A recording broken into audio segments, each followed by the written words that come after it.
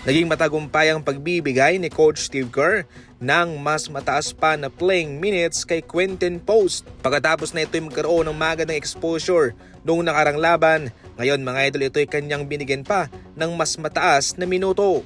Laban sa Kings mga idol, 15 minutes, pero ngayon laban sa Chicago Bulls, 20 minutes. Iyon ho'y nagresulta sa 20 points mga idol at meron pang 5-3. Ayon pa mismo kay Quinten Post, gagawin niya ang kanyang makakaya para sa kanyang kupunan.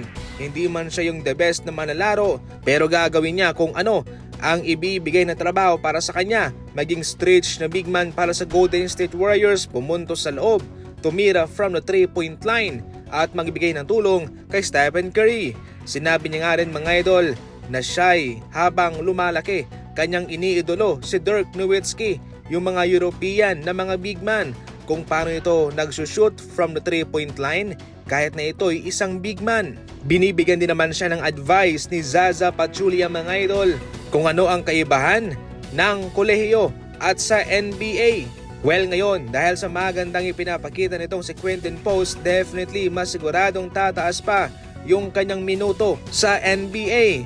Kaso mayroong catch dito mga idol, hindi nga siya magagamit ng Golden State Warriors sa playoff dahil yung kanyang kontrata ay 2-way contract lamang. Hindi na po pwedeng makapaglaro sa playoff ang mga malalarong mayroong 2-way contract kahit na rookie pa siya. Hindi siya binigyan ng Golden State ng minimum contract dahil 14-man lineup na sila. At nasa EPRO na din ang Golden State Warriors mga idol. Ibig sabihin nun ay hindi na sila po pwedeng gumasta ng pera para sa kanilang manlalaro. So ang pinaka-the best na option sa kanila noon ay 2-way contract lamang. Sa kabuuan, nakuha na rito ni Quinten Post ang tiwala ni Coach Steve Kerr. Ibig sabihin nito, more exposure na siya sa kanilang rotation. Eto naman sa ngayon ang mga power rankings sa NBA. Number 1 pa rin itong OKC Thunder. Magaling sila ngayon at malakas sa depensa at mapa-opensa man. At partida pa, wala pa sa Chet Holmgren mga idol. Lalo pa silang lalakas kung babalik na si Holmgren. Ang kanilang grade ay grade A.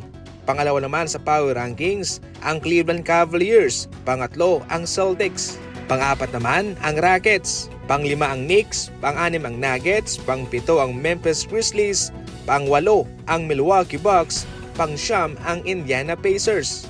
Pang-sampu naman ang Sacramento Kings. Nasa pang-labing-pito naman ang Los Angeles Lakers at nasa pang-labing-siyam itong Golden State Warriors. Hindi maganda ang paninimula ng Los Angeles Lakers pero kitang-kita naman sa ngayon na sila'y sumasabay sa mga contender na kupunan. Samantalang itong Golden State Warriors ay meron silang malaking problemang kinakaharap dahil yung kanilang mga malalaro ay tumatanda na. Samantalang sila'y nahihirapan naman sa kanilang mga bench players na inconsistent sa kanilang mga numerong ibinibigay, maliban na lang sa kanilang laban kontra Chicago Bulls. Yan lang muna sa ngayon ang ating mga balitang basketball.